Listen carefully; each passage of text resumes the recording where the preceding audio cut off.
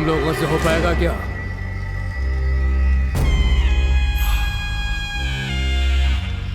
कहां से लेकर आओगी? हमें इन 13 दिनों तक बहुत ही चौकन्ना रहना होगा और बड़ी होशियारी के साथ ये काम करना होगा।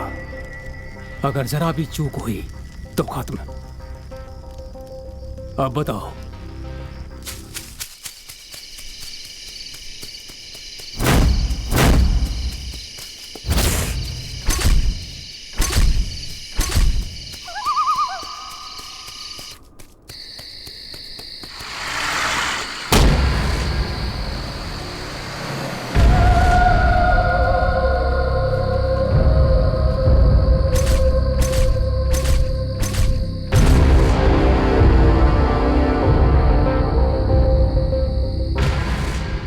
नैनम छिन्दन्ति शस्त्राणि नैनम दहति पावकः।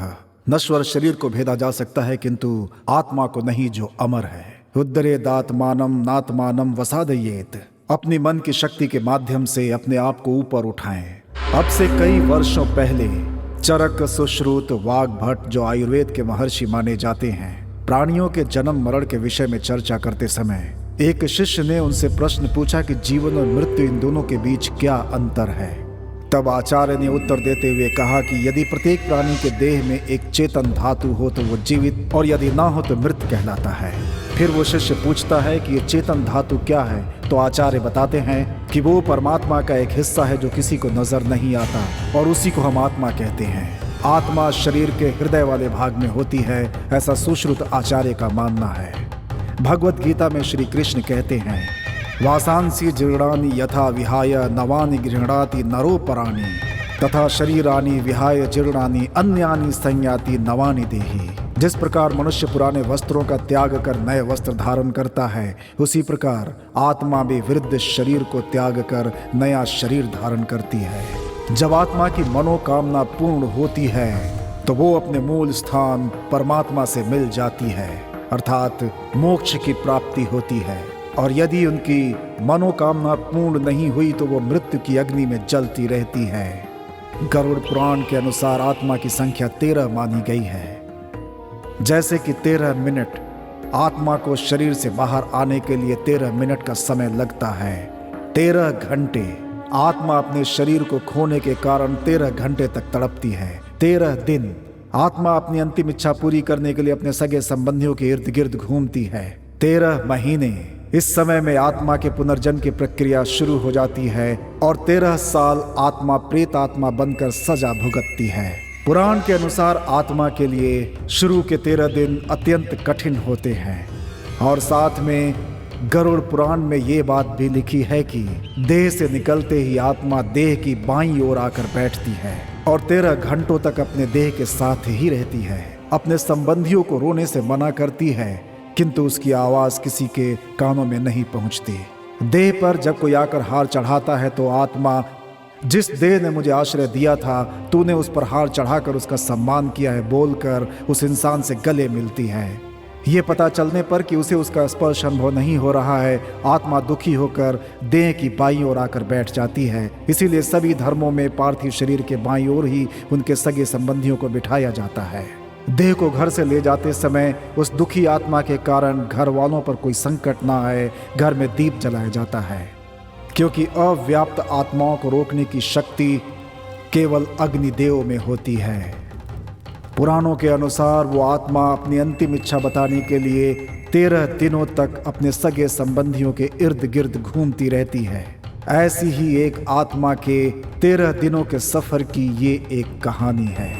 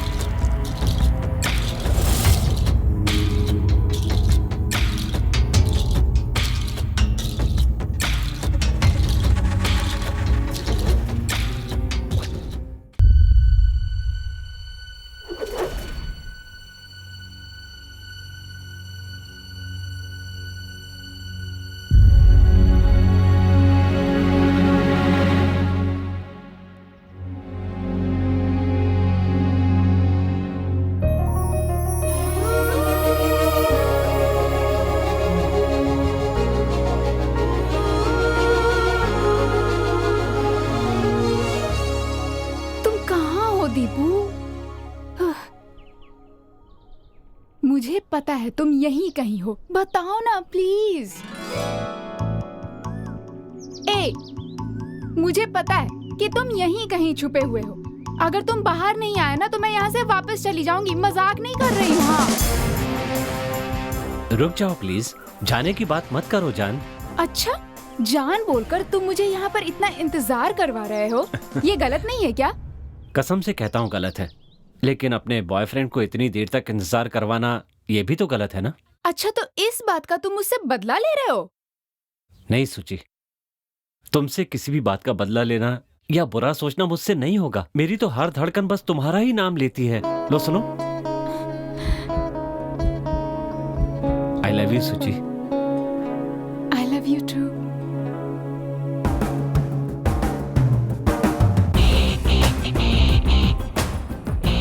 नमस्कार।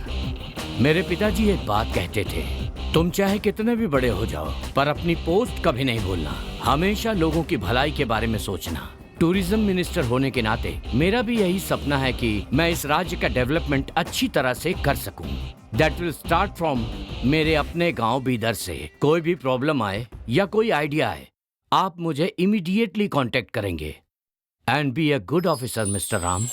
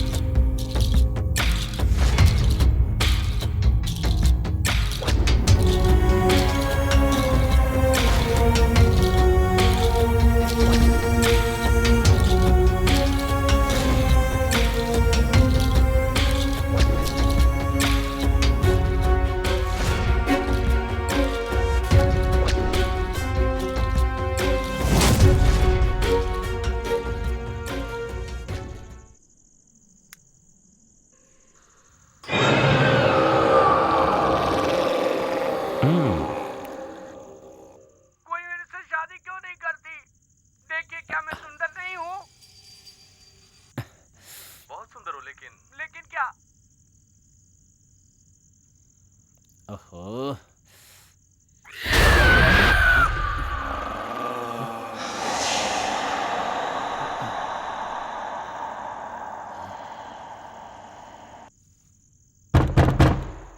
कौन है?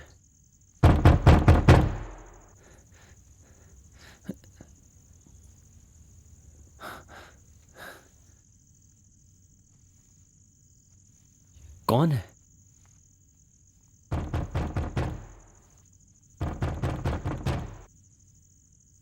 कौन होगा?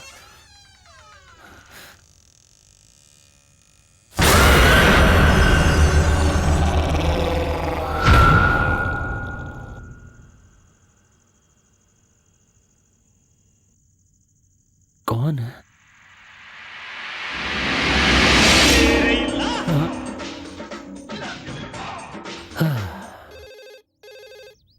Hello. This is Jai Bhavani Tours and Travels. Yeah. Rishi from AV Development speaking. Tell me, sir. Our delegate Mr. Ramanujam will arrive to be there today morning Okay, sir. from Hyderabad at 10:30 Okay. by Mumbai Express. So could you please arrange a vehicle for him? Okay, sure, sir. Can you please send his details, sir? Okay, I'll share the details through email and please ensure to do the needful. Okay, sir. I'll make it with pleasure. Thank you so much for choosing Jai Bhavani Tours and Travels. Thank you. Thank you, sir.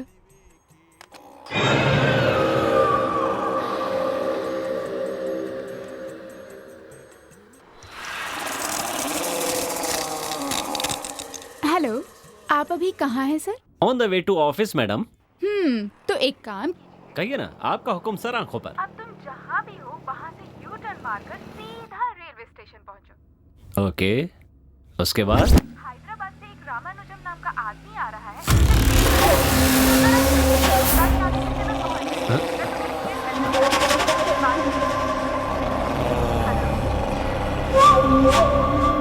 Hello, मेरी आवाज आ रही है? Okay.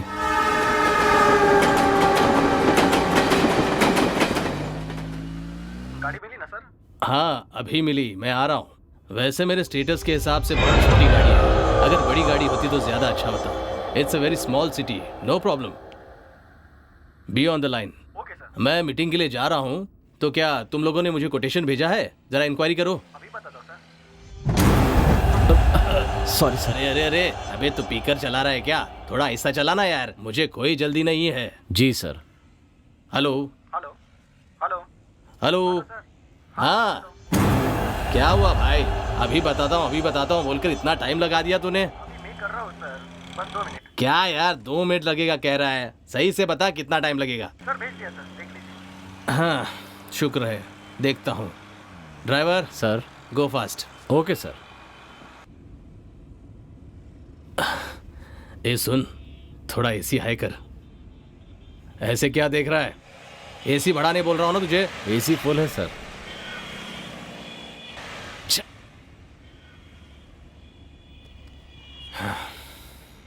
यहाँ road भी बेकार है और car भी बेकार है, नेटवर्क भी नहीं है।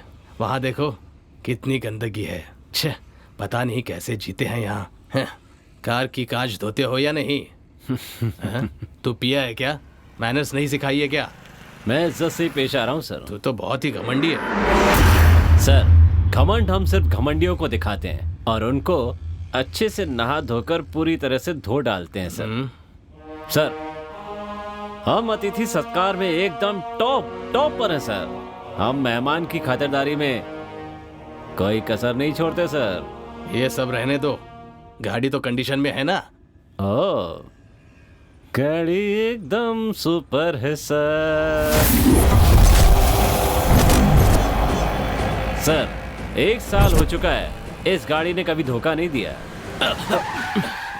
आह, बहुत सुपर गाड़ी है भाई तेरी। 1 मिनट सर, मैं चेक करके देखता हूँ। हाँ कर ले। अचानक बंद कैसे हो गई? सब कुछ तो ठीक है।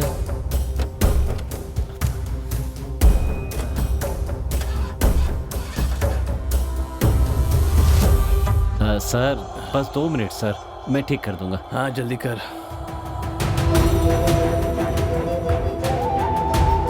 ज्यादा टाइम नहीं है।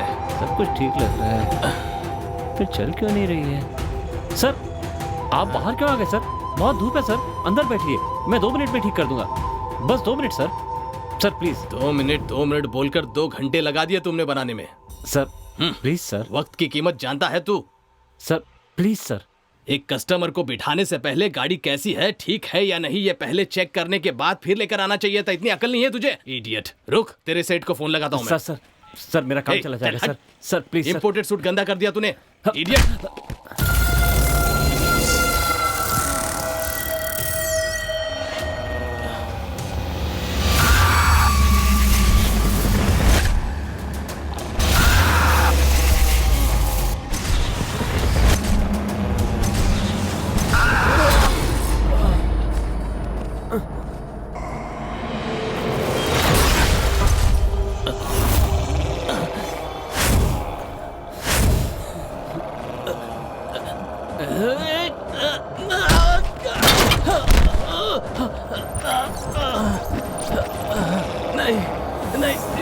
नहीं, छोड़ो मुझे। अरे मत मारो। अरे क्या कर रहे हो?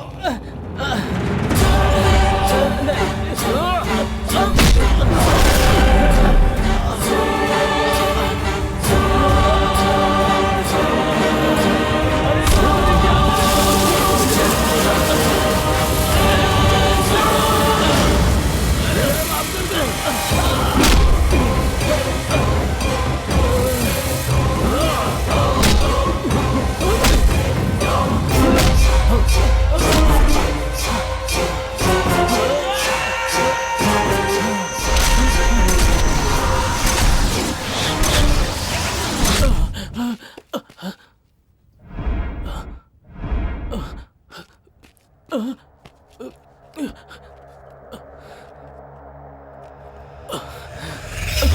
गया ये?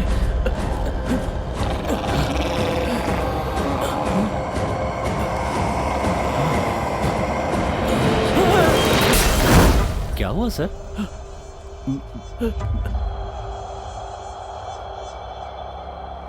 क्या बात है? आपको किसने हाथ मारा? मत लगा। बोलिए ना सर। कितना मारा तुमने मुझे? सर मैंने मारा? हाथ मत लगा। खुद मारा और पूछ रहा आप किसने मारा? सर हाथ मत लगा बोला ना। सर चलिए हाथ सर। मत लगा। जा सर रुकिए तो। बाप रे। ओहो, आखिर हुआ क्या? कुछ समझ में नहीं आ रहा है। हाँ। तुम यहाँ काम करने आए हो या गुंडागर्दी करने आए हो? हाँ, कस्टमर हमारे लिए भगवान है।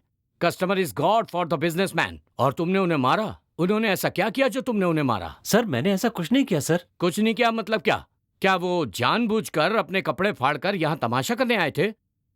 तुम्हारे भाई की वजह से मैंने काम पर रखा। जब आए थे तो कैसे थे और अब कैसे हो गए हो? सर वो तुम जाओ यहाँ से, गेट लॉस्ट। जाओ जाओ, दोबारा अपनी शक्ल मत दिखाना। जाओ।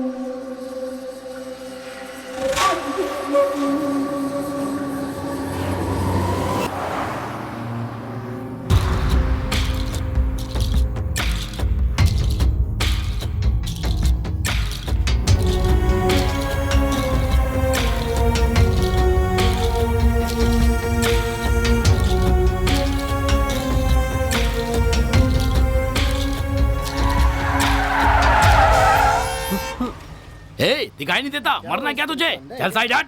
चल मरने के लिए हमारा ही ट्रक मिला था क्या तुझे? हाँ? अरे सुनाई नहीं दे रहा? ओ भाई, चल हट। भाई नहीं तो गाड़ी चढ़ा दूंगा तुझ पे। अरे क्या सोच रहा है? चल। कहाँ से चले आते? जा जा। चलिए गाड़ी चलिए।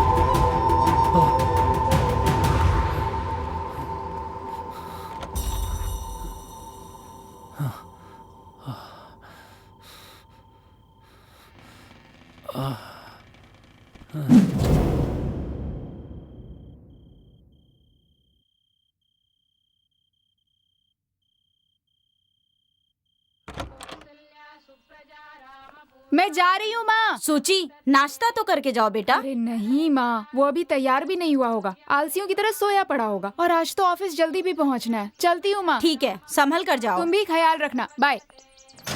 दीपू,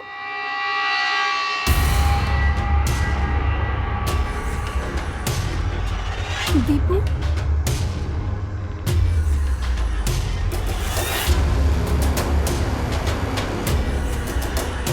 अरे क्या हुआ दीपू?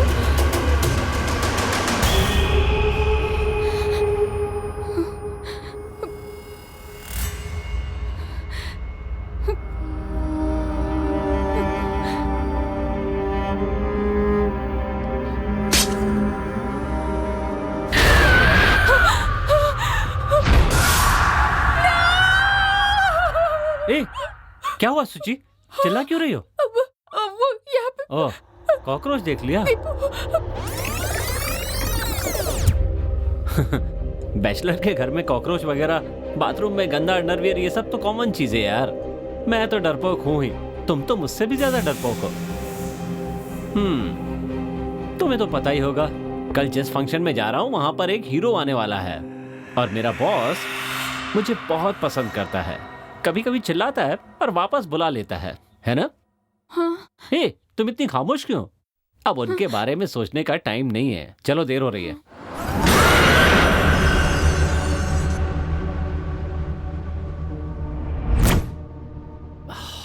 आप ग्रेट हैं बॉस, दिन में भी देखने से सबकी हवा निकल जाए ऐसी फिल्म बनाई है। रियली आप एक रियल स्टार हैं बॉस। बोलकर साइलेंट मोड में भी क्या एंट्री दी आपने boss, really super boss. Vibration mode पे कहिए मैडम। हेलो दीपू, कहाँ हो तुम? तुम परेशान क्यों हो सुची? मुझे तुमसे अर्जेंटली मिलना है। इतनी सी बात है? 2 मिनट्स, मैं अभी मंदिर के पास पहुंचता हूं, ठीक है?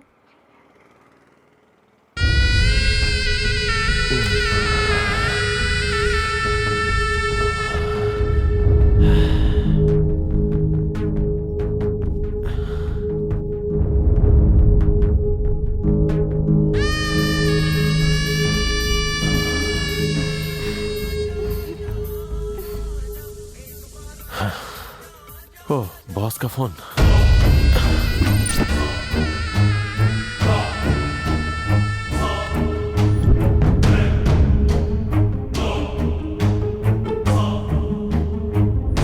ठीक है बॉस।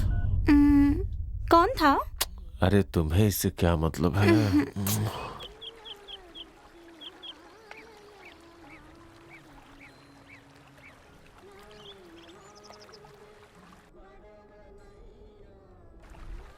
क्या हुआ सुची, तुम बोल क्यों नहीं रही हो? बड़ी परेशान लग रही हो। वो सुबह जब तुम्हारे घर आई थी तो मुझे अजीब सा लगा। अच्छा, मुझे भी यार 2-3 दिन से कुछ अजीब सा फील हो रहा है, इसीलिए तुम्हें यहाँ पर बुलाया। अच्छा, कल फंक्शन कहाँ है? वहीं बीदर फोर्ट में। फोर्ट में है? तो फिर मैं भी तुम्हारे साथ आऊं? हे, वहां जाकर देखने के बजाय घर में रहकर टीवी पर देखो, वहां पब्लिक बहुत होगी। नहीं बाबा, रहने दो, तुम ले जाओगे या नहीं? ए, इतना गुस्सा होने की क्या बात है? ठीक है, ले चलूंगा। दीपू, हीरो असल में कैसे होते हैं? मतलब दिखने में कैसे होते हैं? और कैसे होंगे, वो भी मेरी तरह स्मार्ट होते हैं। और हीरोइन कैसी होती है? हीरोइन वो भी सुंदर होती है। मुझसे भी सुंदर होती हैं क्या?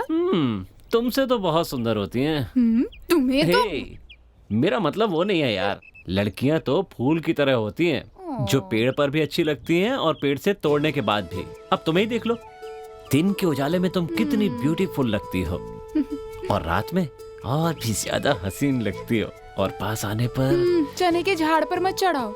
सच कह रहा हूँ, आई love you Suchi. I to love you Deepu.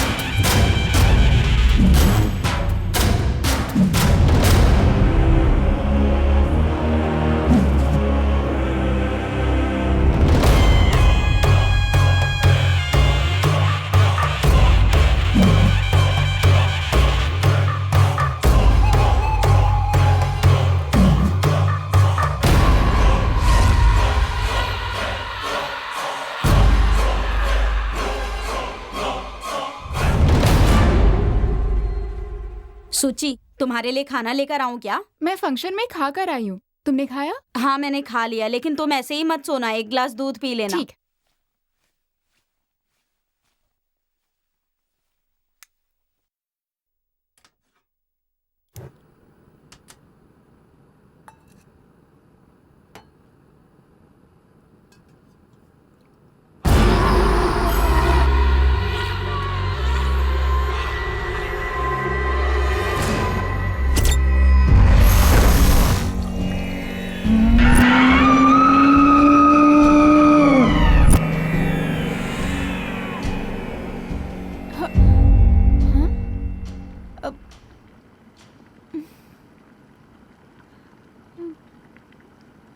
जाने दे।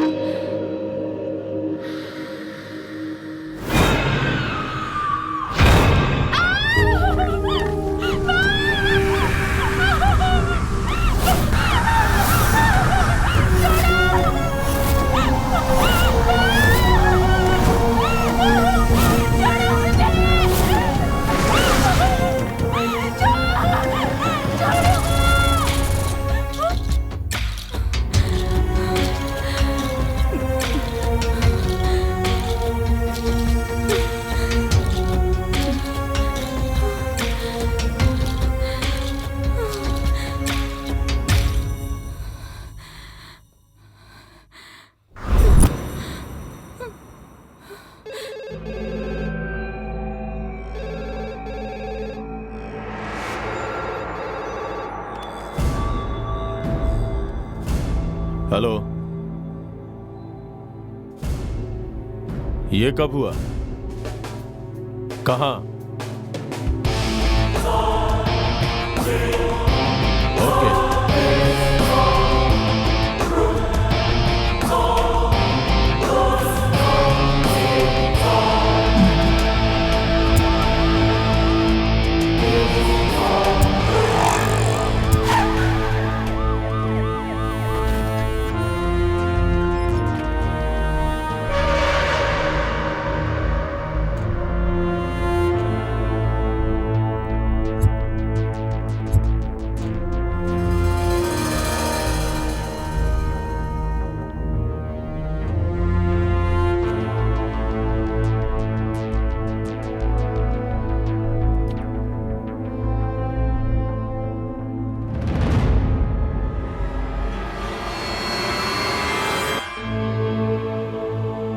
इसने आत्महत्या क्यों की? जिसने मुझे फोन किया था उसे बुलाया क्या? हाँ सर, वो आ गया है। बुलाओ उसे। पवन सर, वो आ गया। नमस्ते सर। बॉडी को पोस्टमार्टम के लिए भेज दो। जी सर। और रिपोर्ट लेके थाने आ जाना। ठीक है सर। और इसका फोन नंबर भी ले लो। Okay sir. इंक्वायरी के लिए इसे बुला लेना। ठीक है सर। आज सुबह रामेश्वरम नाम की एक कॉलोनी में एक व्यक्ति ने खुद को फांसी लगाकर अपनी जान दे दी और बताया जा रहा है कि ये हत्या भी हो सकती है। इस मामले को लेकर पुलिस इंक्वायरी भी शुरू हो गई है और इस जगह की तलाशी भी हो चुकी है। एक पड़ोसी से पूछने पर पता चला है कि वो मरने वाले व्यक्ति का नाम उदय है और वो तरकारी बेचता था। कैमरामैन सुरेश के साथ कार्तिक। खुदा हाफिज पंडित। तुमने खबर सुनी क्या रफीक? हाँ, खबर सुनी मैंने। उसके लिए इतना टेंशन काहे को ले रहे हो तुम? पहले अपना काम निपटाओ। लेकिन रफीक, कल मैंने आगे की बात आगे सोचेंगे। फोन रखता हूँ। खुदा हाफिज। रफीक, रफीक। उसने आत्महत्या क्यों की? सुबह जब मैं ऑफिस जा रही थी ना, तो तुम्हारे घर के पास बहुत भीड़ थी। क्या हुआ था? मेरे घर के पास जो उदय रहता था ना, हाँ। उसने खुद को फांसी लगा के आत्महत्या कर ली। पुलिस वहाँ इंक्वायरी के लिए आई हुई थी, इसीलिए भीड़ जमा हो गई। ओह अच्छा, ऐसा क्या हुआ कि उसने आत्महत्या कर ली? ये तो मुझे भी नहीं पता, लेकिन जब भी मिलता था हाय हेलो करता था। अच्छा, ठीक ही लगता था। मुझे भी समझ में नहीं आ रहा है कि उसने ऐसा क्यों किया होगा। खैर छोड़ो, सबकी अपनी अपनी प्रॉब्लम होती है ना? सुची कहाँ चली गई? सुची, सुची, सुची, सुची, सुची, सुची।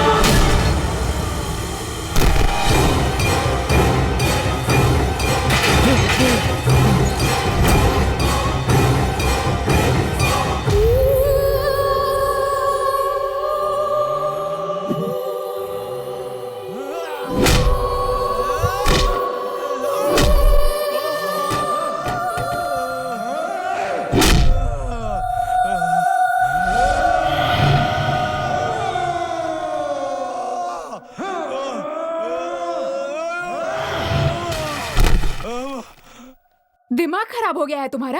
तुम्हें पता भी है तुमने किससे पंगा लिया और किसको मारा है? क्या हुआ है सूची? वो कितना खतरनाक है तुम्हें पता भी है? अगर वो चाहे ना तो वो हमें यूं चुटकियों में खत्म कर सकता है, समझे? ऐसे आदमी को उसी के एरिया में जाकर मारा। हे भगवान, मैंने रिक्वेस्ट की इसीलिए उन्होंने छोड़ भी दिया, नहीं तो तुम तो गए थे। अच्छा, तुम तो झगड़े का नाम सुनकर ही भाग जाते थे, फिर अचानक तुम्हें क्या हो गया? ऐसा क्यों किया तुमने? अरे मैंने कुछ नहीं किया सूची, मेरी समझ में नहीं आ रहा तुम कह क्या रही हो। इतना सब कुछ करके तुम कह रहे हो तुमने कुछ नहीं किया? अरे अगर तुम्हें कुछ हो जाता तो? पर क्या हुआ है बताओ तो।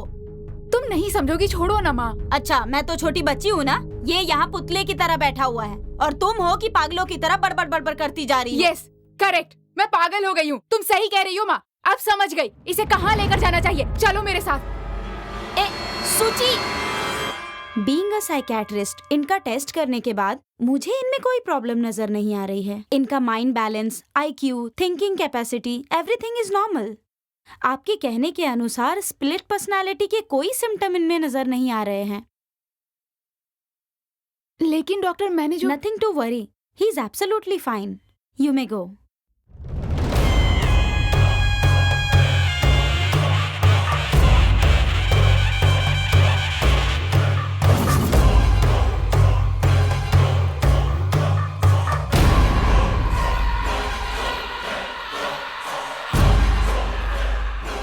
और कितने दिन ऐसे ढूंढते रहेंगे हम लोग? अब उनके दिमाग का दही हो रहा है, जल्दी खोजो सर।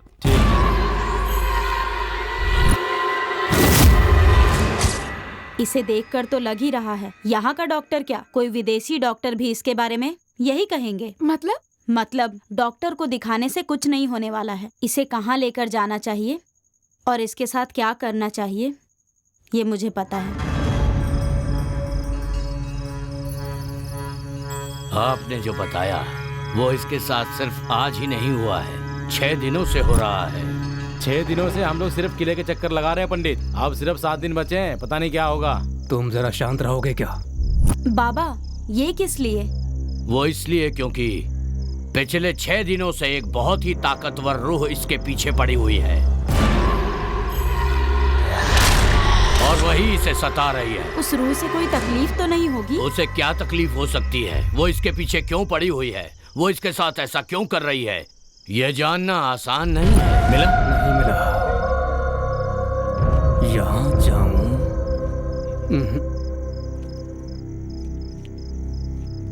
या यहाँ? मुझे मिल क्यों नहीं पा रहा है? हाँ, यहीं कहीं है। सिर्फ यही नहीं, चाहे कहीं भी जाओ, उसका राज कभी जान नहीं पाओगे।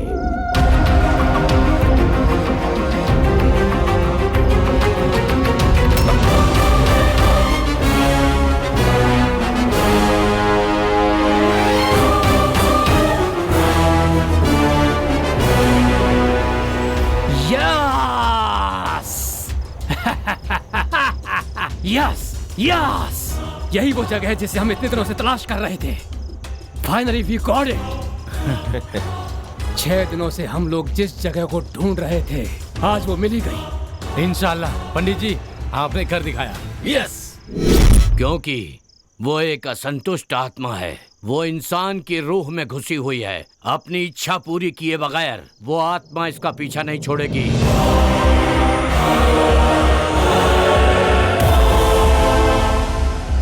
13 दिनों तक वो इसके साथ रहेगी। लेकिन एक बात मैं आपको बताना चाहूंगा, उसके पास अपना काम पूरा करने के लिए 7 दिन बचे हैं। 7 दिन बचे? रफी, शफी, मुरली, आज शाम को ठीक 7 बजे तुम लोगों को 7वें दिन का काम जो मैंने बताया था वो शुरू कर देना चाहिए। ठीक है सर। हो जाएगा पंडित। हाँ, ये जो 7 दिन है इसके लिए खतरे से खाली नहीं है। 8वें दिन से हम लोग अपने सारे के सारे सपने पूरे कर सकते हैं, जो चाहे कर सकते हैं। बट हमें ये 7 दिन बहुत ही चौकन्ना रहना होगा। लेकिन आपको आगे 7 दिनों तक इसका बहुत ख्याल रखना पड़ेगा।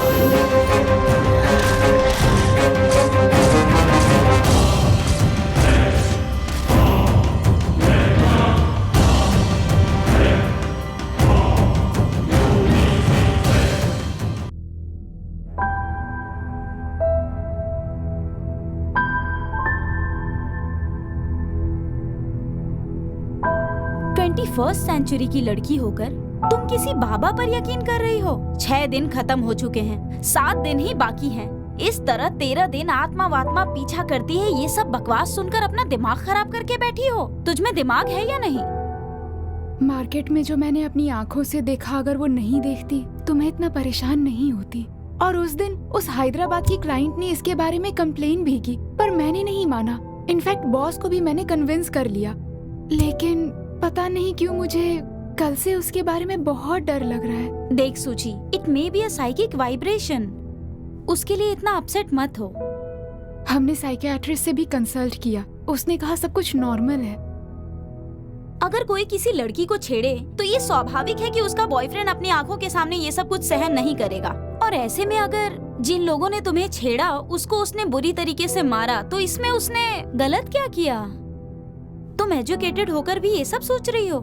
अगर भगवान जैसी पॉजिटिव एनर्जी हो सकती है तो शैतान जैसी नेगेटिव एनर्जी नहीं हो सकती? मुझे बहुत डर लग रहा है ज्योति, कहीं मैं उसे खो ना दूं।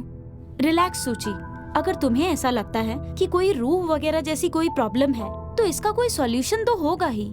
दीपू के साथ थोड़े दिन के लिए कहीं घूमने चली जाओ। एनवायरनमेंट के चेंज होते ही तेरा डिप्रेशन मूड भी थोड़ा चेंज हो जाएगा। और अगर बाहर जाने के बाद भी कुछ नहीं हुआ तो? बात तो सही है।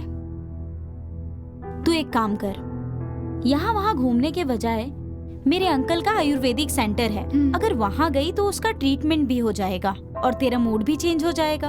अगर तू अभी हाँ कहेगी तो मैं फोन करके अरेंजमेंट करवा देती हूँ। ठीक है। कम ऑन सूची, सब ठीक हो जाएगा। चल अब।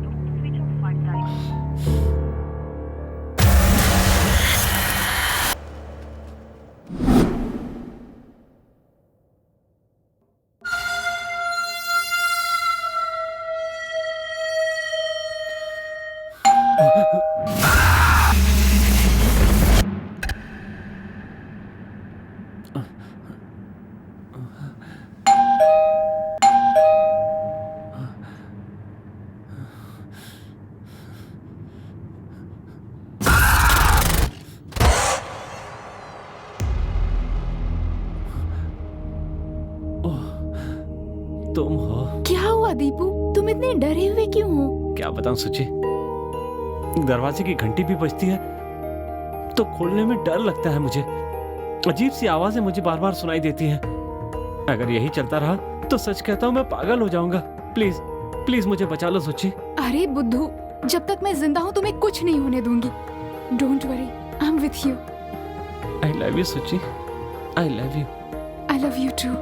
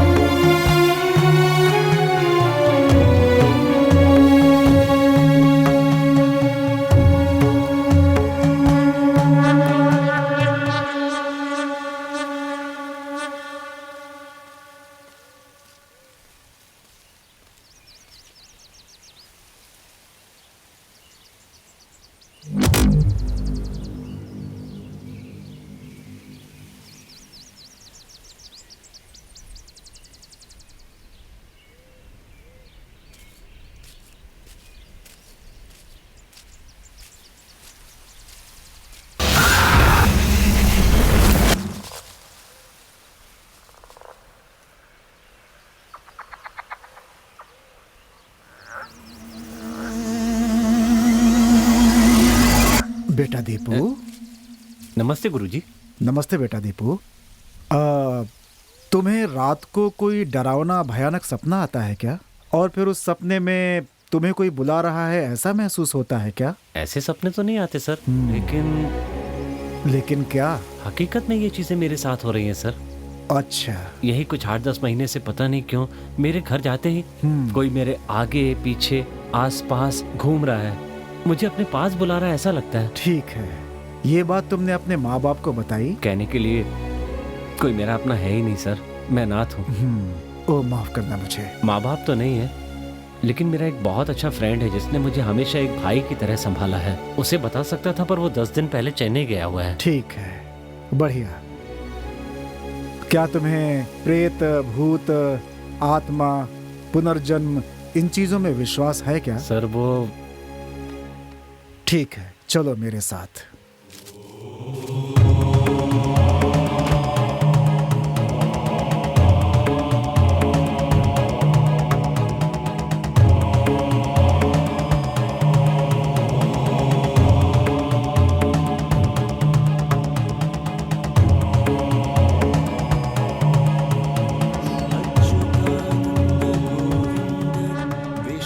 श्लोक सुनाई दे रहा है तुम्हें? हाँ सुनाई दे रहा है। इसे यदि संभव हो तो धीरे धीरे धीरे दोहराते जाओ। ठीक है सर।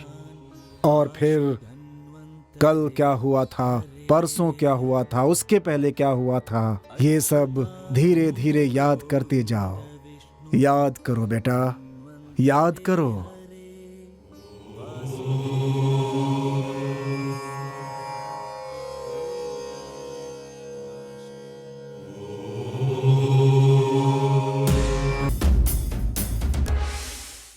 बीदर के नवाब का काम लाजवाब है।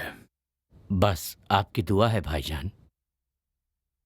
गुलबर्गा के कवाजे बंदे नवाज से लेकर बीजापुर तक हमारा ही हुक्म चलता है, लेकिन यहाँ भी राज करना चाहते हैं। आप हमसे बड़े हैं, इसका मतलब ये नहीं कि हम आपके गुलाम हैं। मेरे कहने का मतलब गुलामी नहीं है। बस कह दिया ना, शहंशाह अब आगे एक लफ्ज भी नहीं सुनेंगे। गुस्ताखी माफ हो जनाब। बीदर शहंशाह की आन है, शान है। अगर यहाँ किसी ने कदम भी रखा ना तो उसे चीर के रख देंगे, क्योंकि यह किला शहंशाह की जान है।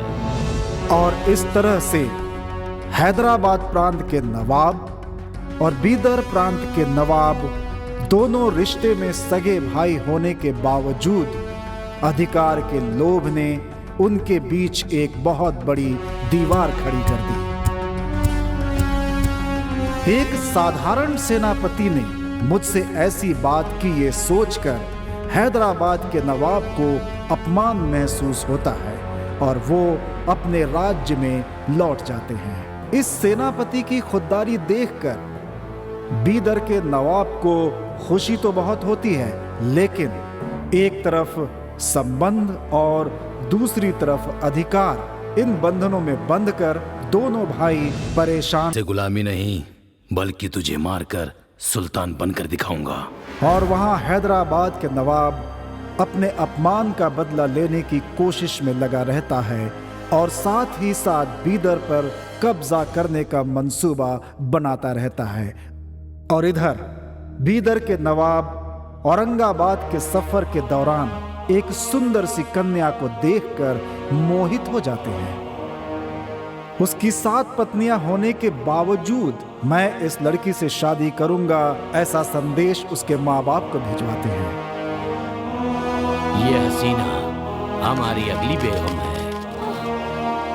राजा के आदेश का उल्लंघन करने की हिम्मत लड़की के माँ बाप में नहीं थी,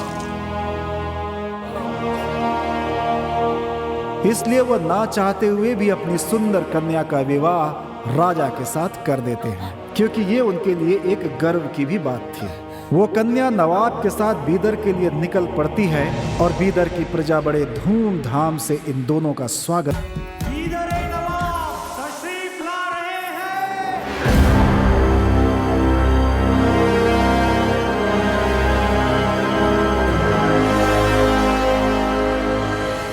अंगारों पर चलने वाले पैर मखमल के बिस्तर पर हैं, लेकिन आपके चेहरे का बेगमी ताज कहाँ खो गया जानसीन? जनाब, आपसे क्या छुपाना। मैं नहीं चाहती थी कि मैं किसी की बेनाम बेगम बनूं या 8वीं हसीना बनूं।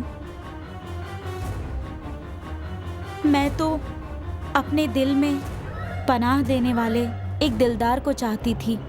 बस माफ कीजिए जनाब। आप हमारी बेगम तो हैं, लेकिन उससे पहले आप यहाँ की रियाया हैं और लोगों के साथ जबरदस्ती करना हमारे इस जिस्म में जब तक जान है तब तक तो ये मुमकिन नहीं। आपने ये सोच भी कैसे लिया कि हम आपके साथ जबरदस्ती कर सकते हैं हसीना?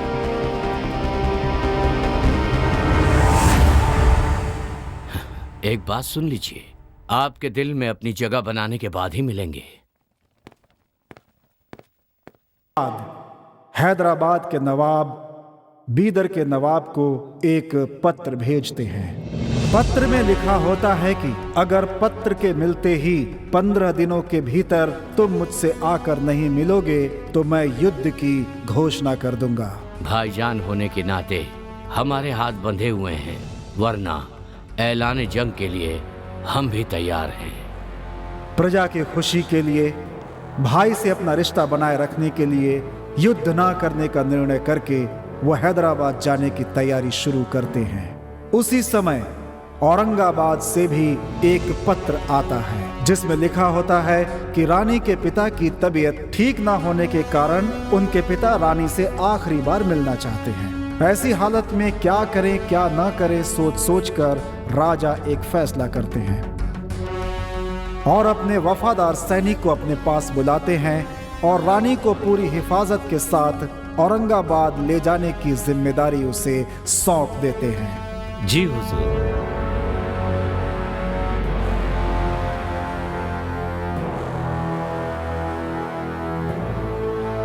या खुदा, ये किस इम्तिहान में फंसा दिया है तूने। शहंशाह से ये बात मैं कैसे बयां करूं कि उनकी रानी मुझे चाहती है। अपने शहंशाह के भरोसे की कीमत मैं कैसे चुकाऊं, और शहंशाह के हुक्म को मैं मना भी नहीं कर सकता। हाँ, यही ठीक होगा। फिर सेनापति अपने एक करीबी मित्र को बुलाता है और उसे एक छोटा सा बक्सा और एक पत्र लिख कर देता है और कहता है कि अगर मैं किसी कारणवश वापस नहीं लौटा तो ये चीज़ें अपने नवाब को दे देना। और इसके बाद वो रानी को लेकर सफ़र पर निकल पड़ता है और फिर रास्ते में। मैं आज तक तेरे जनाब के साथ बिस्तर पर हुई नहीं। मुझे पता है। तू मुझे कबूल कर ले। जहां पनाह से गद्दारी जब तक इस जिस्म में जान है तब तक मुमकिन नहीं है। मेरा ये वादा है कि हमारा ये नाता शहंशाह को पता नहीं चलेगा। वो मेरे खुदा हैं और मेरे खुदा के साथ ना मैं गद्दारी करूंगा और ना किसी को करने दूंगा। मैं भी देख लूंगी मुझसे बेवफाई करके शहंशाह से कैसे वफादार रहेगा।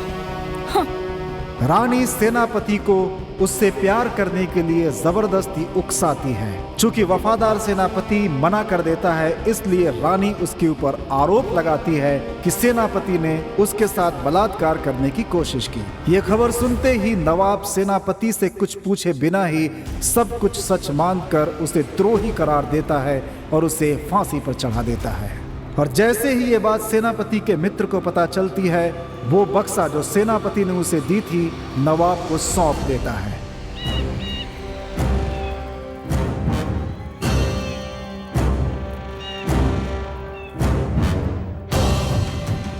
ऐ मेरे खुदा, मुझे माफ करना। अगर आप एक इशारा करते कि 100 लोगों से लड़कर आ, तो मैं खुशी खुशी चला जाता। अपनी जान की बाजी लगाकर मैं दुश्मनों को मार गिराता या उनके हाथों आपकी खातिर अपनी जान दे देता। मगर आपने एक बहुत मुश्किल काम सौंपा, आपकी बेगम को मेरे साथ भेज दिया। अफसोस की बात यह है कि आपकी बेगम आपको नहीं बल्कि मुझे चाहती है। औरंगाबाद के इस 3 दिन के सफर में अगर जवानी के जोश में मैं बहक गया, आपसे गद्दारी करने का बोझ मैं सह नहीं पाऊंगा। इसलिए मैं अपनी मर्दानगी को खत्म कर रहा हूं।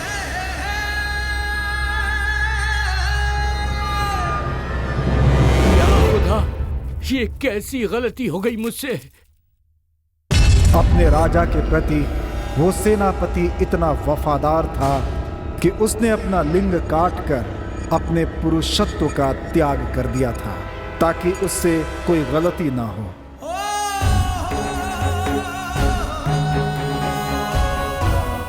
नवाब को जब इस सच्चाई का पता चलता है तो नवाब क्रोध में आकर रानी को भी फांसी पर चढ़ा देते हैं। लेकिन रानी की मौत से भी नवाब को तसल्ली नहीं मिलती। एक फरेबी औरत की वजह से अपने उस वफादार सेनापति को खोने के गम में वो टूट से जाते हैं। अगर पुनर्जन्म जैसी कोई चीज है तो उस जन्म में मैं अपनी जान की बाजी लगाकर तुम्हारी रक्षा करूंगा, ऐसी दुआ वो नवाब ऊपर वाले से मांगते हैं। और इन सारे फसाद की जड़ और कोई नहीं बल्कि हैदराबाद का नवाब था। औरंगाबाद से मैंने ही एक हसीन लड़की को तेरे पास भेजा। एक ही तीर से 2 शिकार किए और तुझे और तेरे सेनापति को खत्म कर दिया। तेरे ही हाथों से उसे फांसी का फंदा पहना दिया। उस दिन उसकी आवाज बीदर के किले में गूंज रही थी ना, अब मेरी हंसी की आवाज पूरा बीदर सुनेगा।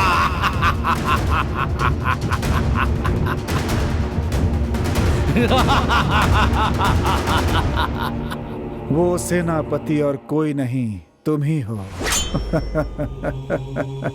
क्यों दीपू, तुम्हें आश्चर्य हो रहा है ना?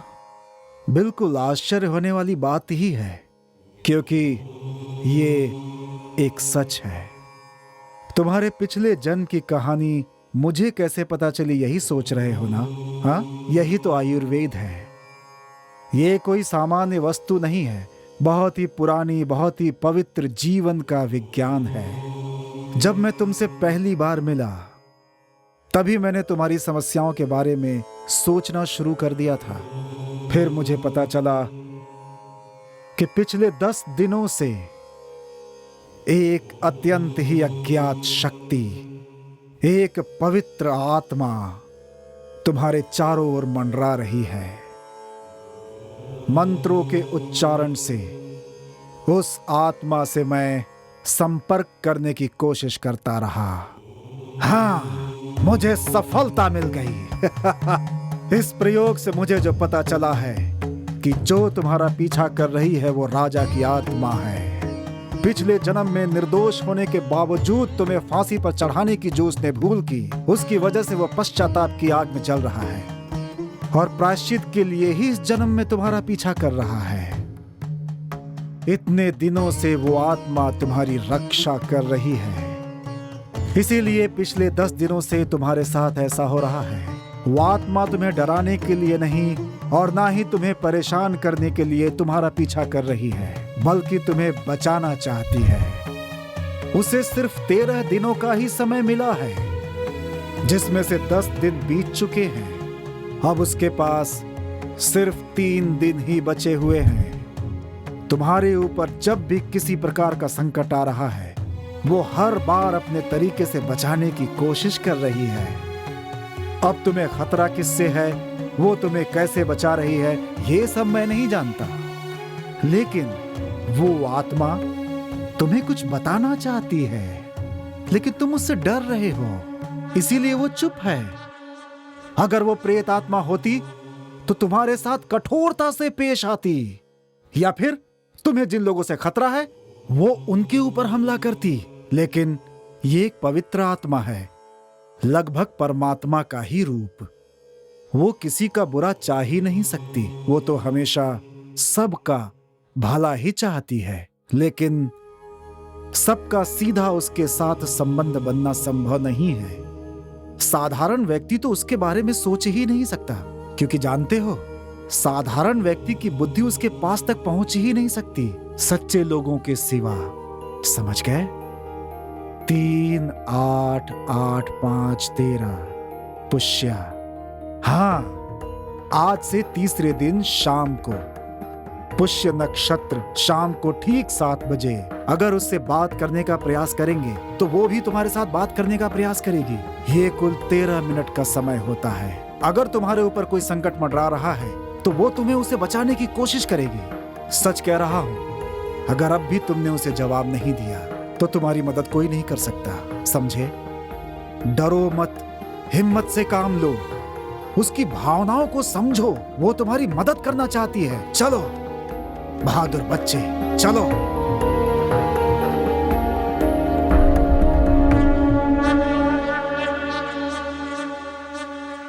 सुची, क्या हुआ माँ? डॉक्टर ने क्या कहा? अरे माँ, डरने की कोई जरूरत नहीं है। दरगाह वाले बाबा की तरह ही 3 दिन ख्याल रखने को कहा है, बस इतना ही। पता नहीं वो क्या कहेंगे, ये सोचकर मैं बहुत डर गई थी। मैं कुछ नहीं चाहती, बस तुम दोनों खुश रहो, मेरे लिए इतना काफी है। बस तुम दोनों की शादी करवा दूंगी तो मेरी जिम्मेदारी खत्म हो जाएगी और तुम लोगों की नई जिंदगी शुरू हो जाएगी। क्या पता क्या शुरुआत होगी। क्या कहा? कुछ नहीं, शादी आराम से होगी ना। शादी आराम से ही करेंगे, लेकिन जल्द से जल्द मंगनी कर लेते हैं। तुम लोगों के आने से पहले मैंने पंडित जी से बात करके रखी है। कल का दिन बहुत शुभ है, उन्होंने कहा कल ही मंगनी करवा लो। कल ही?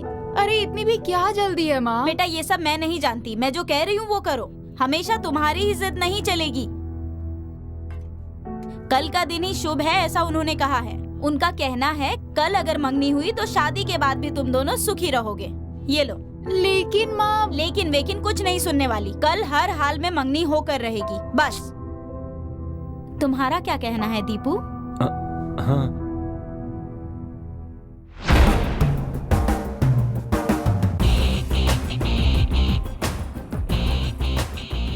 उस दिन सबको लग रहा था कि उसने खुद फांसी लगाई है। लेकिन इसमें तो लिखा है कि it is not hanging death, उसमें ड्रग्स इंजेक्ट किया गया था और ड्रग्स की वजह से ही हार्ट ब्लॉक हो गया, जिसकी वजह से मौत हो गई। हाँ sir. I think this is not due to cervical pressure. इस रिपोर्ट से पता चलता है कि डॉक्टर कितना चालाक है, तो फिर मर्डर करने वाला बहुत ही चालाक होगा। अच्छा, उस दिन स्पॉट पे इंस्पेक्शन करते वक्त कुछ एविडेंस मिले थे ना जो तुम्हें दिए थे? यस। कहाँ है वो? ये लीजिए। गुड। Bhavani travel agency. वैसे प्रदीप और उदय नाम का कोई आदमी हमारे यहाँ काम नहीं करता सर। बट इस आईडी कार्ड में जो एड्रेस और फोन नंबर है वो यहीं का है ना? हाँ यस सर। Quite interesting. चलिए। हाँ सर, मेरा स्टाफ यहीं है, आइए मिलाता हूँ। हाँ, अच्छा तो नागेश जी, ये आपके स्टाफ हैं क्या? ये ऑफिस स्टाफ है सर। इनके अलावा 6 ड्राइवर भी हैं। वो टूरिस्ट को अटेंड कर रहे हैं। आते ही उन्हें थाने भेज दूंगा। अरे आप तकलीफ मत कीजिए, अब तो मेरा आना जाना लगा ही रहेगा। वो आए तो मुझे बुला लीजिएगा। पक्का पक्का सर। थैंक यू, चलता हूँ। एनी टाइम आइए sir. Mister Nagesh. Yes sir. देखिए, जब तक मैं इस केस की इन्वेस्टिगेशन कर रहा हूँ, इन्वेस्टिगेशन पूरा होने के पहले आपका कोई भी स्टाफ या आपका ड्राइवर बिना मेरी परमिशन लिए कहीं दूर नहीं जा सकता है। Okay sir. ओके सर, मैं कह दूंगा सर। अच्छा नागेश जी, ये दोनों कौन है? ये दोनों भी स्टाफ है सर। ये रिसेप्शनिस्ट सुचित्रा है और ये दीपू है ड्राइवर। ओह नमस्ते सर। ये क्या है? आज हमारी एंगेजमेंट है सर, इसलिए इन्हें इनवाइट करने के लिए आए थे। मिठाई लीजिए। Thank you. लगता है इनविटेशन के पहले ही मैं बिन बुलाए मेहमान की तरह आ गया। बाय द वे, सदा खुश रहो। भगवान आप लोगों की जोड़ी बनाए रखे। Thank you sir. सर शाम को मेरी सगाई, आप जरूर आइए। सिर्फ आज ही नहीं, अब तो मेरा आना जाना लगा रहेगा।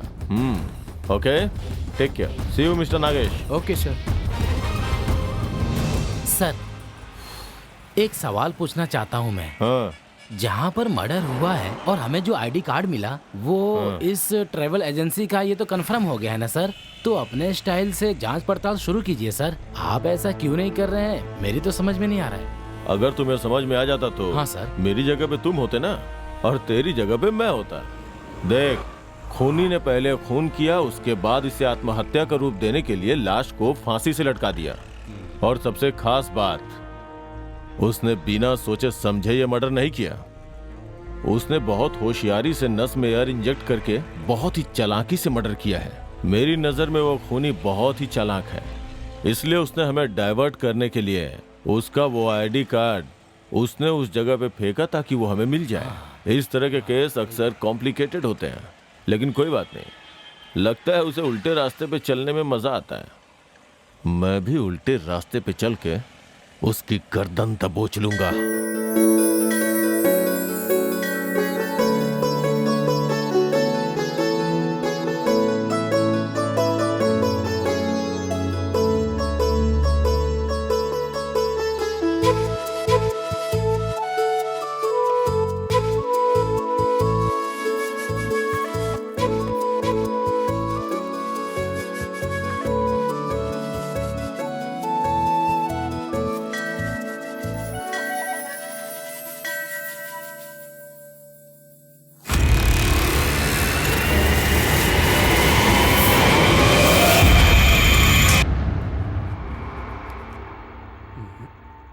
हिसाब से यहीं कहीं होना चाहिए।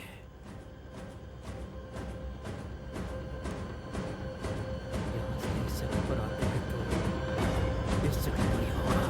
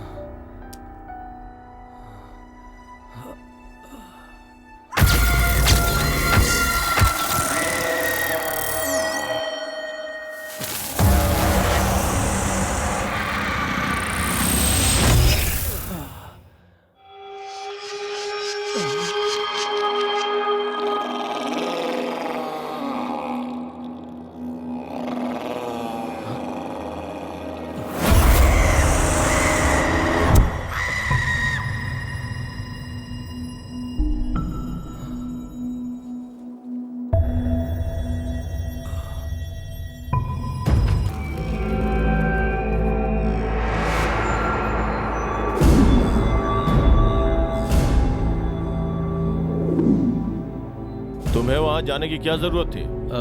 क्योंकि वो हमारे बार का रेगुलर कस्टमर था सर, और उस दिन फर्स्ट टाइम नहीं, उससे पहले भी कई बार ड्रिंक्स मंगवाया था सर उन्होंने, और सुबह जाकर मैं उनसे पैसे कलेक्ट करता था। उस दिन भी गया था सर। अच्छा, ये बताओ, रात को जब तुम ड्रिंक्स लेकर गए थे तब वो घर पे अकेला था क्या? हाँ, एक आदमी और था सर। उसे पहले कभी देखा था क्या? नहीं सर, पहले तो कभी नहीं देखा, लेकिन अब मैं उसे पहचान सकता हूँ सर। हाँ, गुड। उसके घर के पास कोई मेडिकल स्टोर है क्या? मेन रोड के पास एक है सर। ओके, तुम नीचे जाओ, मैं आता हूँ। Okay sir.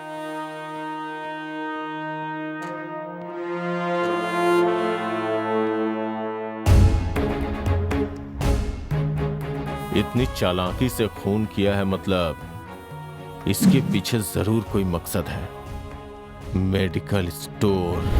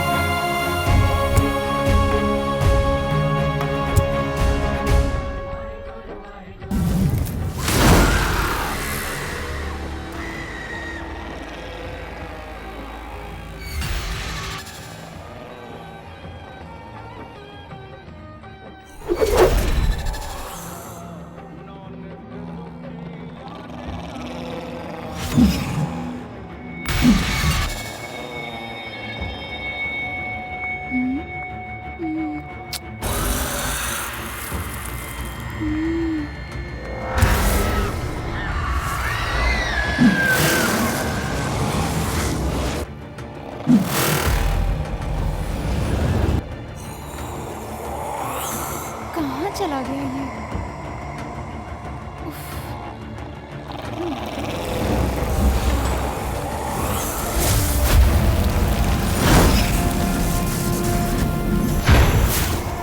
कहाँ ढूंढूं?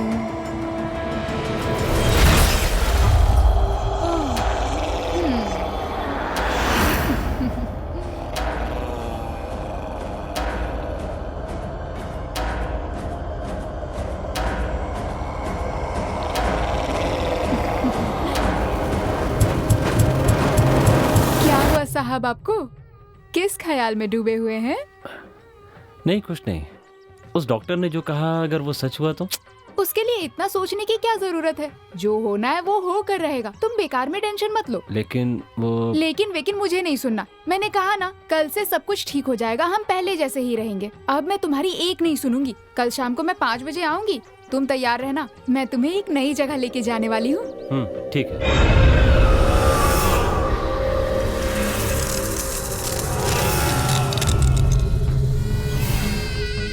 खबर पता चली क्या रफीक भाई? बताएगा तभी तो पता चलेगा। राइट। अपना उदय है ना, उसने आत्महत्या नहीं की थी। तो वो कहना क्या चाहता है? उसका मर्डर हुआ था। मर्डर था? हाँ, और मर्डर करने वाले को पुलिस हर जगह तलाश कर रही है भाई। मूड क्यों खराब कर रहे? चुपचाप ही है, समझा इसको? सही कहा भाई, लेकिन हम मूड बनाने की बातें ही करते रहेंगे या सुल्तान की तरह एंजॉय भी करेंगे? कल शाम को 7 बजे जब वो पंडित काम खत्म करेगा, तब वहाँ के सुल्तान हम होंगे और हमारी आसपास की लड़कियां हमारी बेगम होगी। इसे कहीं देखा हुआ लग रहा है। कहाँ देखा है? बस कुछ दिन की बात है, उसके बाद जिंदगी में ऐश ही ऐश होंगे। वाह, हम सब सुल्तान होंगे और सारी लड़कियां हमारी बेगम। सुनना सर, यहाँ खड़ा क्या कर रहा है? जाकर सिगरेट लेकर आ। हाँ ओके सर। बढ़िया है भाई। ज्यादा चढ़गी क्या? मजा करेंगे भाई, मजा करेंगे। ये पूरा साम्राज्य ना हमारा होना चाहिए। हाँ भाई। ये नशा भी क्या चीज है यार? जी करता है बस पीता रहूं। नशा कभी उतरे ही ना। हट जाओ भाई। चुप कर। क्यों बजा रहा है तो इतनी तेज? यार भाई साहब, क्या है? थोड़ी देर के लिए गाड़ी हटा लीजिए ना, मैं निकल जाऊंगा यहाँ से। नहीं जाने दिया तो? रोड तेरे बाप का है क्या? क्या? तो क्या मैं ऐसा बोलूं भाई? कौन है बे? RTO officer? ये बस अपना पुराना यार है। तेरे को तो उसी दिन मार देने वाला था, लेकिन तेरी किस्मत सही थी। क्या बोलूं बेटा, अगर तुझे मारा ना तो मेरा ही लॉस होगा। इसलिए छोड़ दिया। क्या रे, ये तेरी लवर है क्या? वाह, ये तो डांसर है। इधर आओ। क्या बाबा है। ये देखो हमारी रात की रानी इधर बैठी है। क्या लग रही है यार। हेलो हेलो हेलो, ये सब क्या हो रहा है भाई? पहले सीधे तो खड़े हो जाओ। ज्यादा जाना मत बन, इसे छोड़ और दफा हो जा।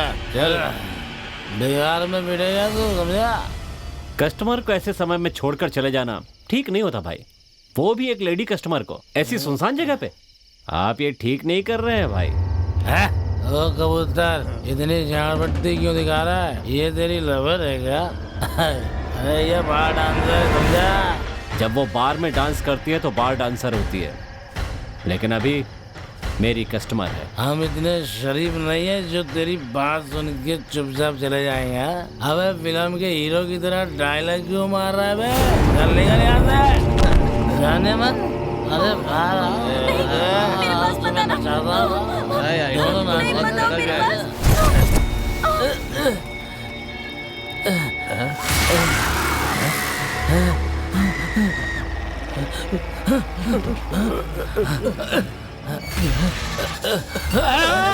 अरे भूतिया भागो भागो भाई।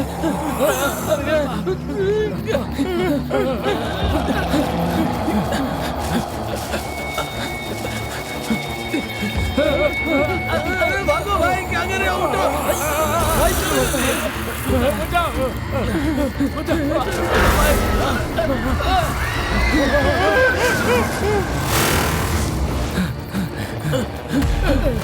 दरवाजा खोलो, दरवाजा खोलो। बंद करो। क्या हुआ, क्या हुआ?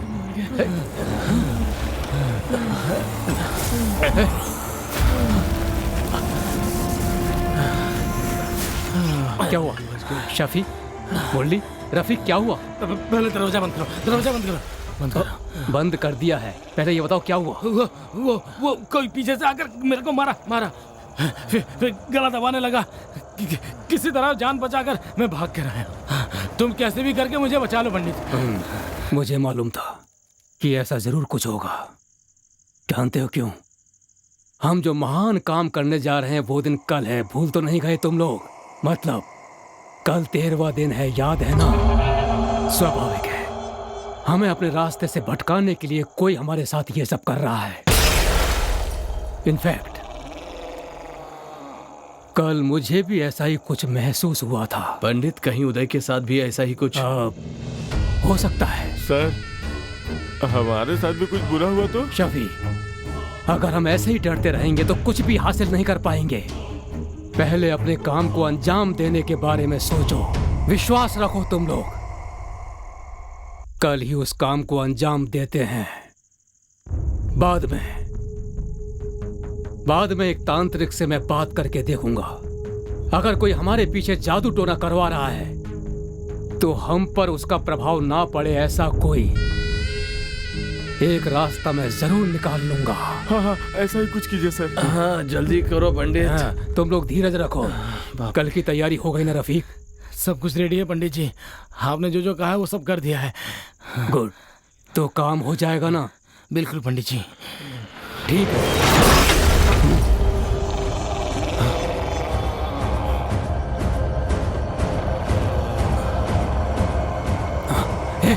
डरो मत, कूल रहो, कूल।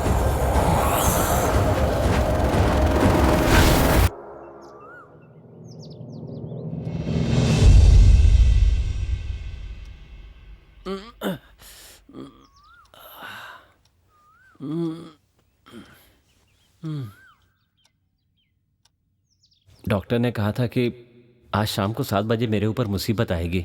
मतलब सिर्फ 13 घंटे बचे हैं। ये कुल 13 मिनट का समय होता है। अगर तुम्हारे ऊपर कोई संकट मंडरा रहा है तो वो तुम्हें उसे बचाने की कोशिश करेगी, लेकिन आपको आगे 7 दिनों तक इसका बहुत ख्याल रखना पड़ेगा। अगर उससे बात करने का प्रयास करेंगे तो वो भी तुम्हारे साथ बात करने का प्रयास करेगी।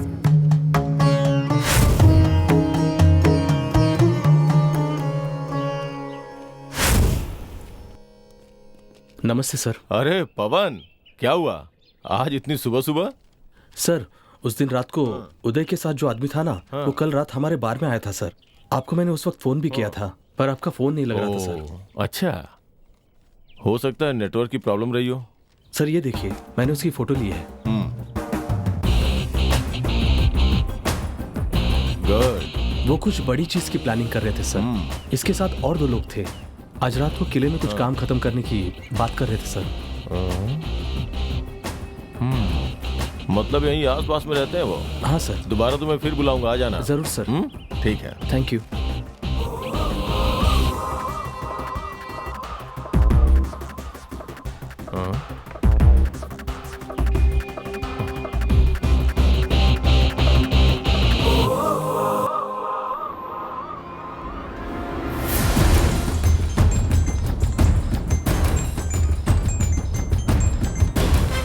हाँ बोलो राम। सर, मुझे मिली इंफॉर्मेशन के मुताबिक आज शाम में 7 बजे किले में कुछ होने वाला है सर। अच्छा, अगर मेरा शक सही निकला तो मुझे और पुलिस फोर्स की जरूरत पड़ेगी सर।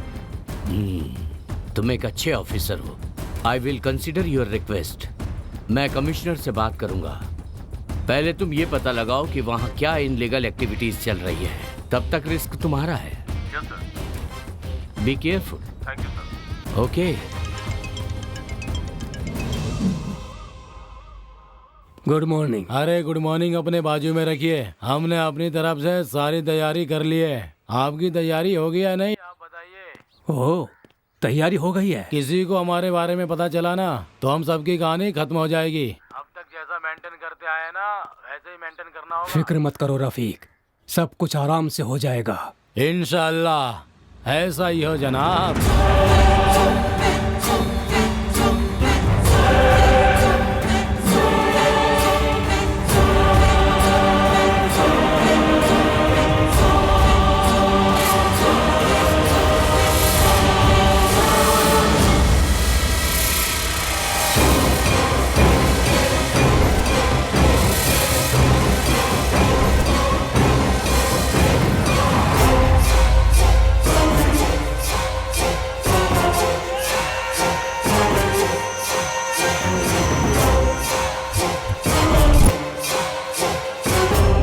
यही वो किला है। इस पुराने किले के सिर्फ 2 ही एंट्रेंस हैं। अगर हम उसे ब्लॉक करके कवर करेंगे तो वो जरूर फंसेंगे। थक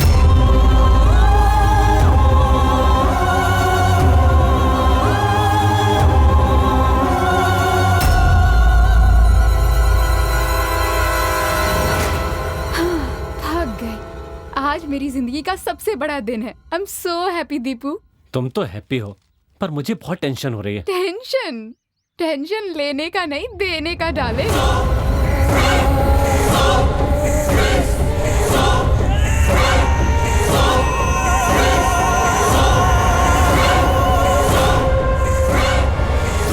सब ठीक हो जाएगा। चलो चलते हैं।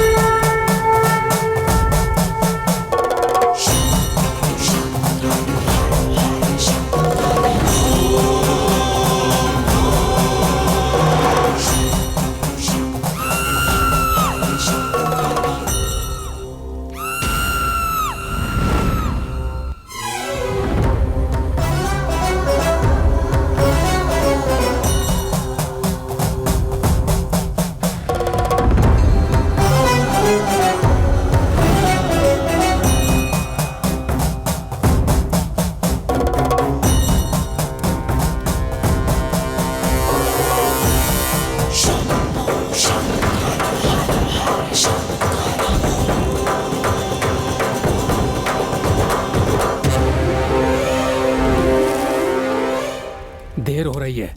वो आने वाले हैं ना? हाँ वो पक्का आएंगे सर। ऐसा मौका फिर से नहीं मिलने वाला।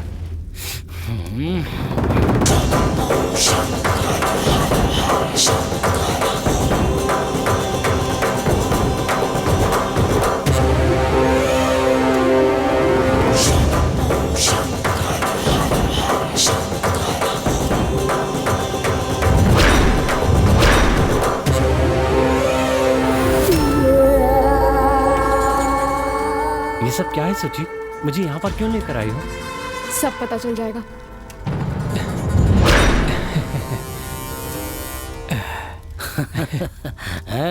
देखा पंडित? गुड रफीक, अच्छा अरेंजमेंट किया है।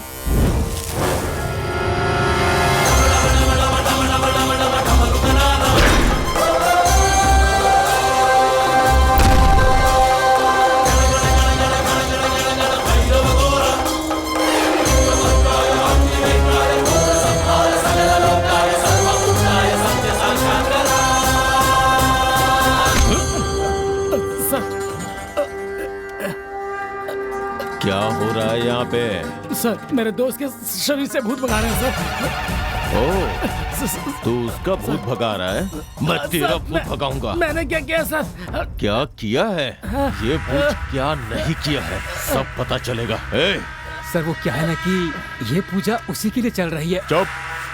बिना किसी सबूत के कोई बात नहीं करता ये राम गोपाल राव। बता, उदय कौन है ये तू अच्छी तरह जानता है ना? वो जो आत्महत्या करके मरा, मैं उसे जानता हूँ सर। झूठ मत बोल। मैं झूठ नहीं बोल रहा हूँ सर। वो मेरे भाई जैसा था सर। बोलो ना पंडित जी।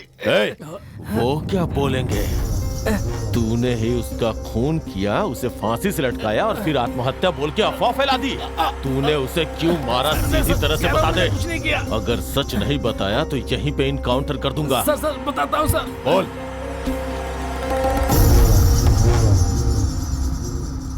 नमस्ते भाई। भाई पैसे सुबह आके ले जाना। ठीक है भाई। और एकदम सुबह सुबह मत आ जाना। ओके भाई। भाई अगर हमें 10 करोड़ मिल जाए तो क्या करोगे? आपस में बांट लेंगे और क्या। हम में से कोई मर गया तो? अरे हाँ, बिल्कुल सही कह रहा है छोटू। अबे साले, मेरे दिमाग में एक आइडिया है तेरे लिए। हाँ, मरने के लिए पैदा हुआ है। हाँ, तू ना मेरे भाई जैसा है। तुझे बिना दर्द दिए तेरी जान लूंगा। सभी लोग इंजेक्शन से दवा देते हैं और मैं तुझे हवा का इंजेक्शन दूंगा, है ना? बस हो गया मेरे भाई, हो गया। चैन से मरेगा, चैन से। तेरा आइडिया तेरे काम में ही गया, मर गया।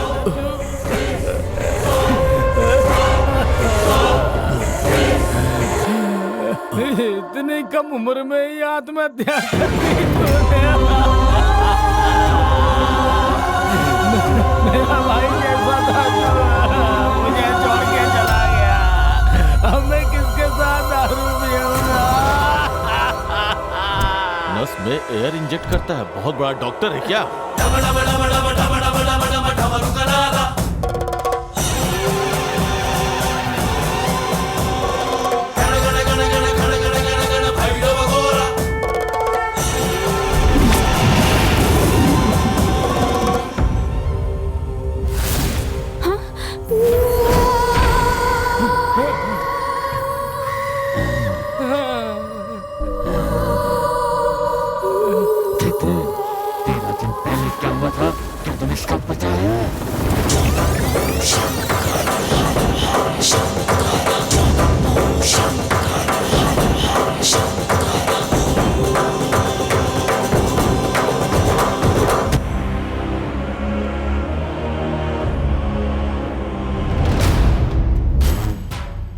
यस, तुम्हारा अंदाजा सही है, लेकिन तुम लोग जितना सोच रहे हो उससे भी 10 गुना ज्यादा खजाना उस किले में गड़ा हुआ है।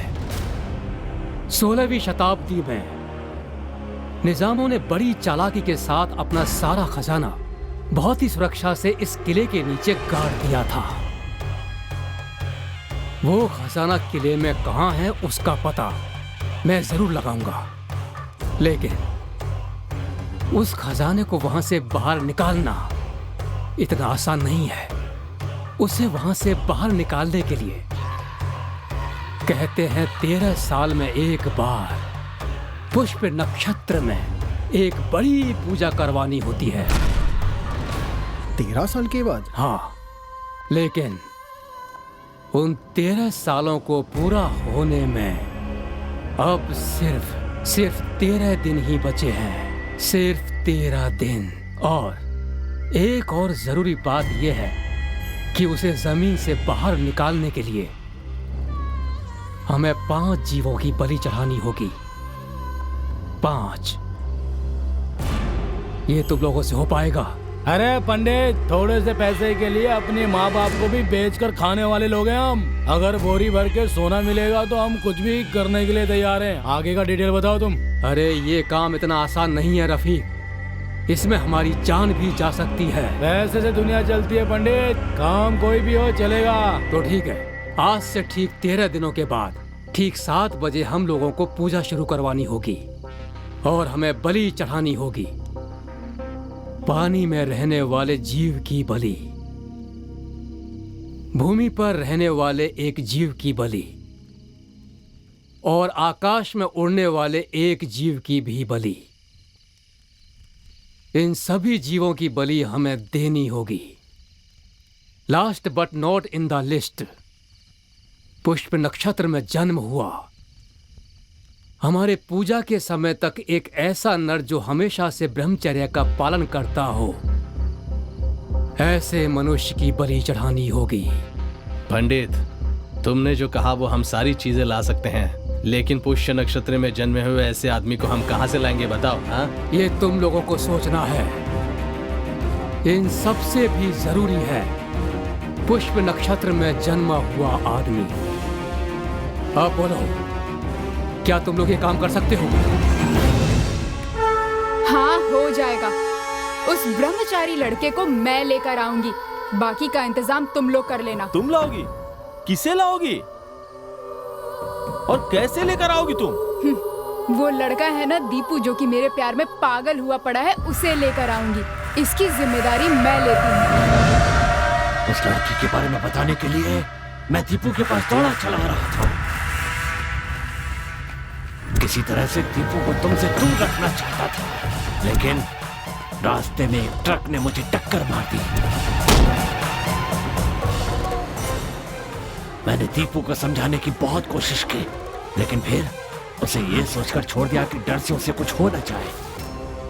तुम्हें दीपू से दूर करने के लिए जब तुम दीपू के घर गई तो तुम्हें डराने की कोशिश की। हाँ, लेकिन तुम इसे लेकर चली गई। हाँ, तुम दोनों को दूर करने की मैंने बहुत कोशिश की, पर मेरी सारी कोशिशें नाकामयाब हो गई।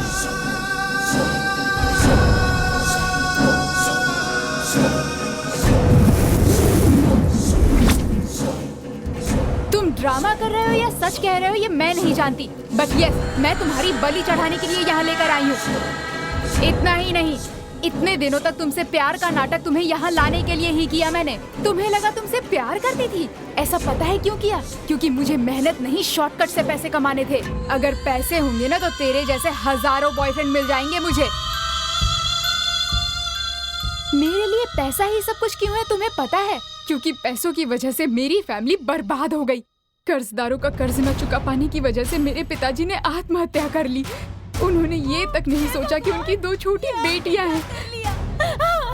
अब कैसे रहेंगे हम लोग? क्या किया ये आपने?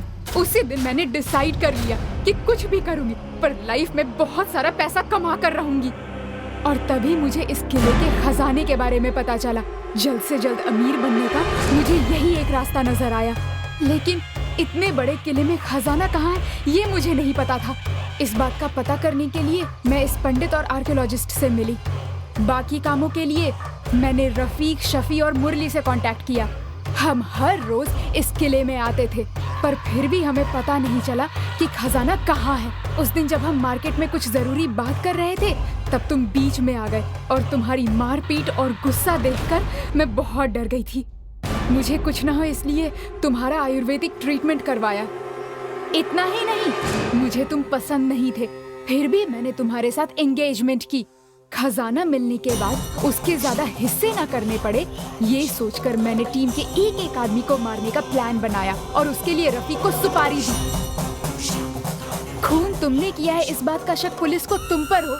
मैंने इसका भी प्लान बनाया पर हो नहीं पाया। अरे पंडित जी, आप अपनी पूजा शुरू करिए ना।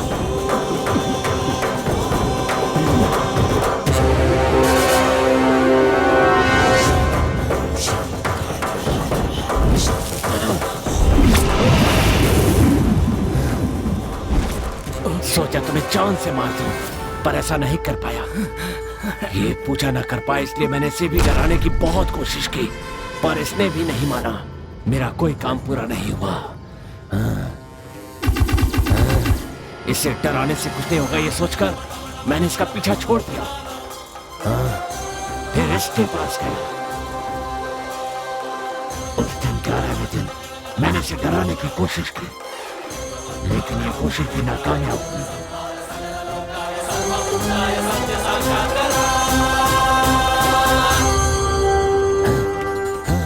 फिर आखिरी में मैं इन लोगों के पास गया।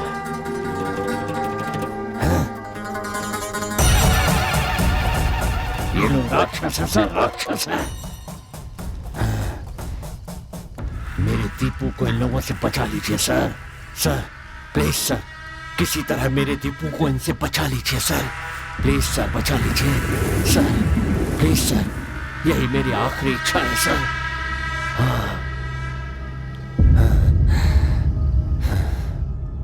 एक ऐतिहासिक स्मारक में खजाना है, ऐसी गलत बात फैलाकर इस काम को अंजाम देने के लिए और ये साजिश रचने के लिए, यानी एक इंसान का खून करने की कोशिश करने के जुर्म में नारायण पंडित और उनके चारों साथियों को ये अदालत आईपीसी सेक्शन 320 बी के तहत उम्र कैद की सजा सुनाती है।